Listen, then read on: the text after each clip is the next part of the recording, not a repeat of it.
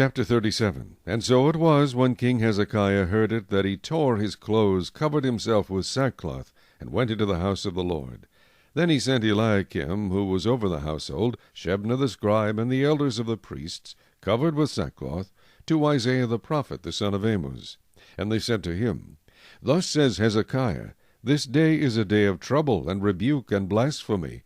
For the children have come to birth, but there is no strength to bring them forth. It may be that the Lord your God will hear the words of the Rabshakeh, whom his master the king of Assyria has sent to reproach the living God, and will rebuke the words which the Lord your God has heard. Therefore lift up your prayer for the remnant that is left.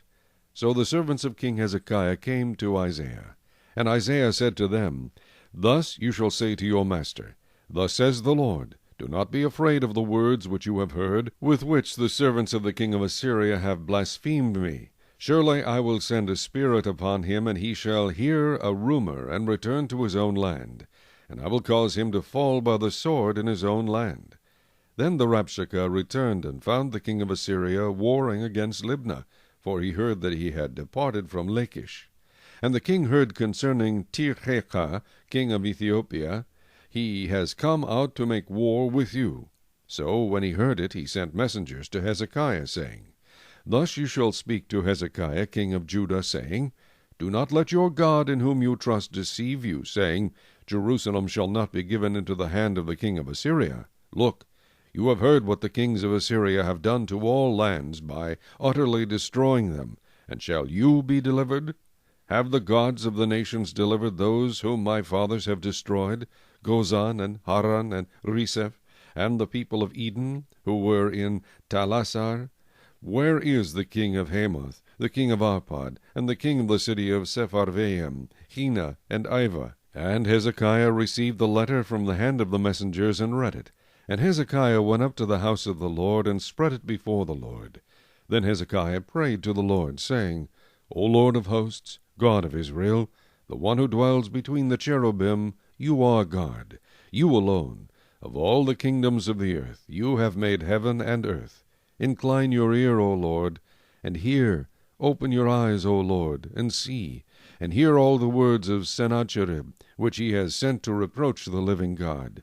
Truly, Lord, the kings of Assyria have laid waste all the nations and their lands, and have cast their gods into the fire. For they were not gods, but the work of men's hands, wood and stone. Therefore they destroyed them.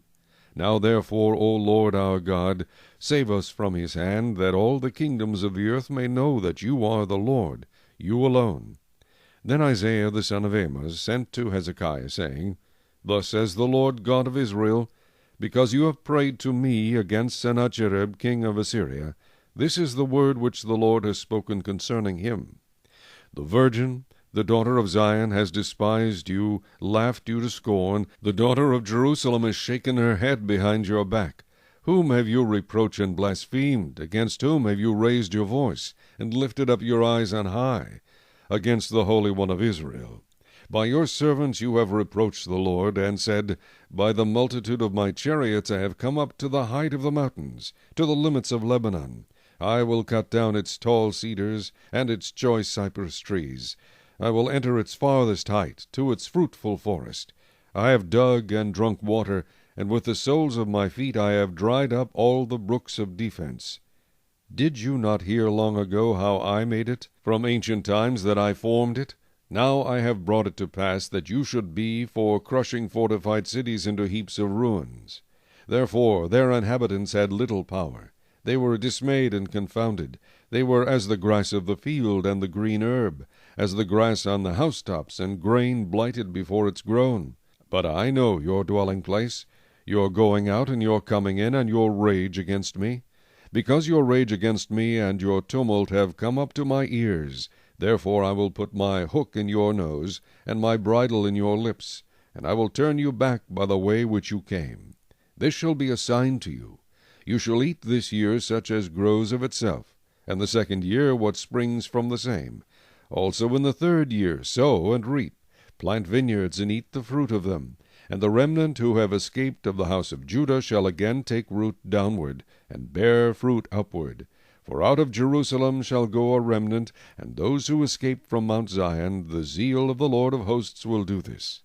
Therefore thus says the Lord concerning the king of Assyria, He shall not come into this city, nor shoot an arrow there, nor come before it with shield, nor build a siege mound against it.